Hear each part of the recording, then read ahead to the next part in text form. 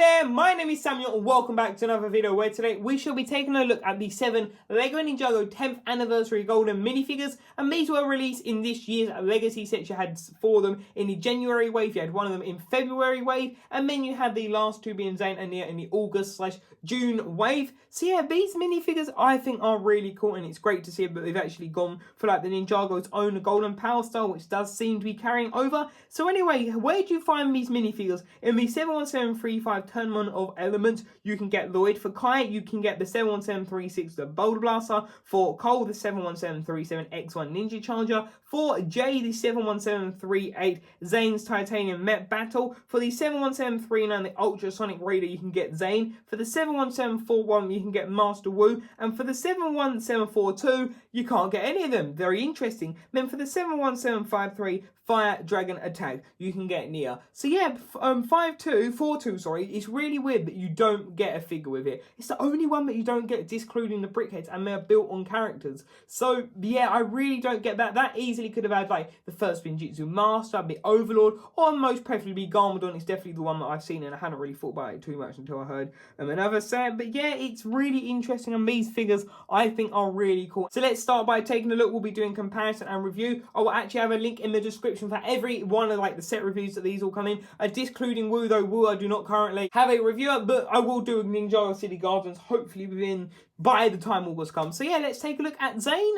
So taking a look at the Ninjago Season 811 Secrets of Forbidden Spin Jitsu Zane compared to the 10th anniversary Zane. Yes, I finally said it. Do you know how many times I've been trying to say that? Like, trying to say Season 11 and the whole title is such a tongue twister, and I've messed up so many times. But anyway, taking a look at them, you can see straight off the bat, the main part that overcarries is the hood, which I think the hood does look pretty cool. You can see like the translucent blue, which, yeah, I think it does look pretty cool, though I don't know about it, though. It looks okay, but I think it doesn't make much sense without the staff. That is the biggest issue, and there you can see what it looks like, which that is the hood from the rebooted minifigure. So it definitely would have been better if he had had his like iconic weapon with him, which it would have been cool if they'd done that, but I guess they wanted to keep the classic weapons. But yeah, I think these do look pretty cool, though. You can see that they've sort of got a bit, I guess their legs are mostly like designed off the Season 11 robes. The new top part is kind of different, and it looks cool, though. I don't really get why the heart reactor or whatever it's called is out on show. That's one thing I haven't got about Reed's and suits. Why does Zane like feel like the need to put it on show? And there you can see this version,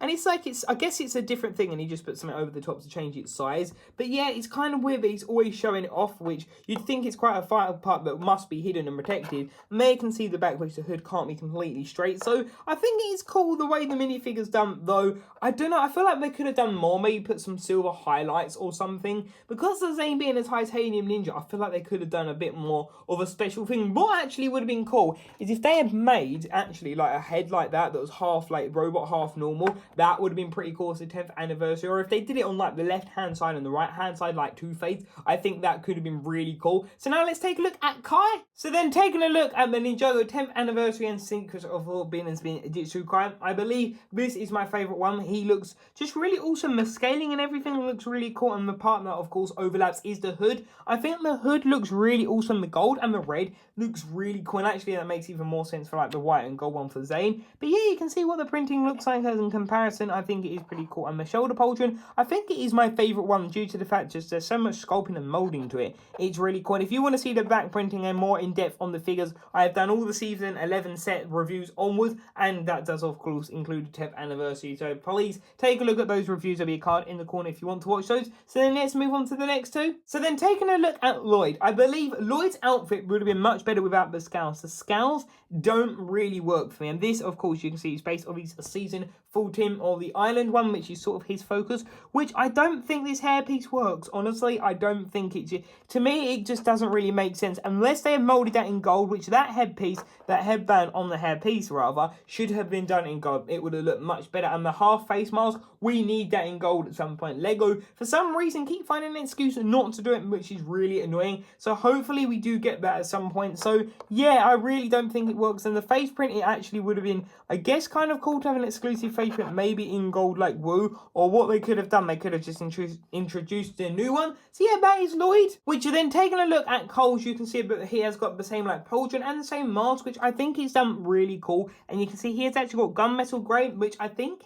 is really nice, so it would have been cool to get that in copper at some point to make him more accurate. But yeah, I think this robe is mostly one of my favorites. I think it's done really well, and you can see turning these around, they've got some similarities, of course, with the shoulder padding, which I really like that they've kept it over, because this is sort of his and it just really works well. So that is what Cole's look like side by side. And then here you can see that we have the Prime Empire J and also the 10th Anniversary J, which I really like the blue and the gold. I think, to me, it looks fantastic, and the printing, honestly, it looks just absolutely incredible the way they've done it. Though it would have been cool to see those parts overlap, though I know they're not going to do that because it's like their own outfit. But just something cool would have, I guess, been awesome. Though it would have been cool if they actually given him like a silver or chrome arm. I think that would have been really awesome, because Jay always talks about that he really liked that part on his previous suit. So yeah, you can see that they have the same visor, though why doesn't it have a print on there? I think it would have been much better. And then moving it around, you can see how they look like, which is really cool to get that piece in gold, which I believe it was first introduced in gold in Ninjago City Gardens. So yeah, I think that minifigure looks really awesome. Taking a look at Nia, what on earth do we compare her to? That is a really tricky question, because if we take a look at the Island minifigure, she doesn't have the right hairpiece. But then if we take a look at this version, she doesn't have the right hairpiece. And then if we take a look at the Nia version,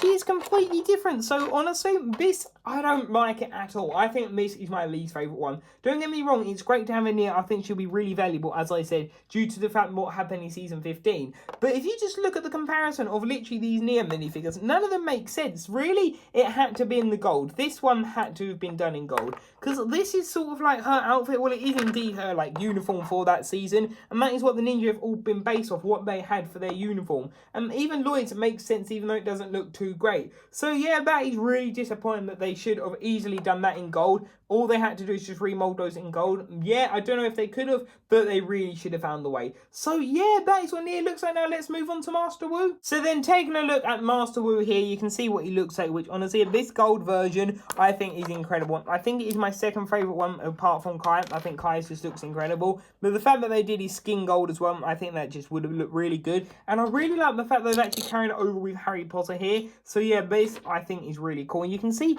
that Wu's actually got this like logo on his body there. I'm not exactly sure what that is, but actually taking another look, that is, I believe, the season, like that new Wuku sort of team logo that they've got. And if we quickly let Master Wu have his shave, you can see what their printing looks like, which you can see it does overlap quite a bit, which I guess they maybe took inspiration from this and made robes for all the others. And there you can see his face, which it just looks so weird looking at his face like in gold and that. It doesn't even look like him. So yeah, that is Master Wu. So then quickly taking a look at the stand, you can see that all of them are done with a 1x4. Well, you'd think that. You then have Wu, and apologies, I did forget about Wu's, but his and Zane's actually are a 1x2, and you get two of them, which this doesn't make sense. As somebody did comment, which thank you to that person, they are right. What you can do, you can actually attach all of these, but for you to be able to do that, you would actually need one more 1x4. So Zane should be a 1x4, and then Wu should be this one. It would definitely make more sense. But yeah, they've got two gold ingots to distinguish what ninjas which. You have gold for Wu, you have of course green for Lloyd, you got red for Kai, you have white for Zane, then you actually have surprisingly orange for Cole. It's better than it being black because it will of course blend in. You got blue for Jay, and then you got this like lighter blue for Nia, which I think is pretty cool. And this is, I think, the best stand, because if we quickly take a look at this, so if we compare that to Wu's, like the Star Wars one is just really big, massive, and quite clunky. This one's got more PC, looks more stylish and just more neat. And then if you look at the Harry Potter one, it's cool to have a minifigure base, but like I definitely feel like they definitely peaks with Wu's, well, Ninjago's in general. Like if they just had like the theme for any of them, I think it would be really awesome. So yeah, that's what the stands look like. Now let's go on to like the end of the video. So there we have it. I hope you did enjoy this review / comparison. I'm not really sure how we can state it, but yeah, these are the Ninjago 10th Anniversary Golden minifigures. These I think are absolutely incredible. Yes, there are some flaws in my opinion, but nevertheless, these are still really cool. And for any Ninjago collector, I really think these are just must-haves because they're just so special. Just the fact that it's been around for 10 years, and Lego, I don't think, was Bionicle around that long. I'm not really sure. So the fact that it stayed so long is absolutely incredible. And if you want to get these, you can get some of their parts off Bricks and Pieces. That is the best way. And if you don't know what Bricks and Pieces is, it's basically lego.com, but it's like for like ordering parts and stuff. You put the set number in. So yeah, and it does come directly from Lego brand new. So yeah, there is that for you guys, which honestly I think it's really good, but you can do that because I know Wu's going to be a bit more of a harder one to get. So that is definitely awesome. And yeah, I just think these are really awesome. It would have been cool, I guess, maybe to get the classics, but then Mills a quote, I'm not sure who, I heard this the other day, but someone said, if you look at these when they've got like all plastered over their back, just, I don't know, that saying kind of just stuck when the person was like, oh yeah, they have them all like plastered on their back, like the symbol. And I don't know why, but I think it just, yeah, I guess it takes away like the originality of them. So yeah, I think these golden ones are definitely really cool, and it is starting like a new trend with golden minifigures. So I do presume for next year, for the 10th anniversary for DC and Marvel, I'm hoping that we'll get like a golden Iron Man, Cap, Hulk, Batman, Robin, Joker, Superman, like all of these characters in gold. It'll be incredible. Definitely Batman, Iron Man, Captain America, and Superman. Those in gold have got to happen. Then Joker, Loki, and Lex, I think would be really cool. Maybe some remakes, which I could do a video on. Actually, that's a really cool idea. Anyway, what do you think? Leave your thoughts and share them in the comment section down below. And until tomorrow's video, actually, I'll have another video up today. I'll see you there. Bye for now.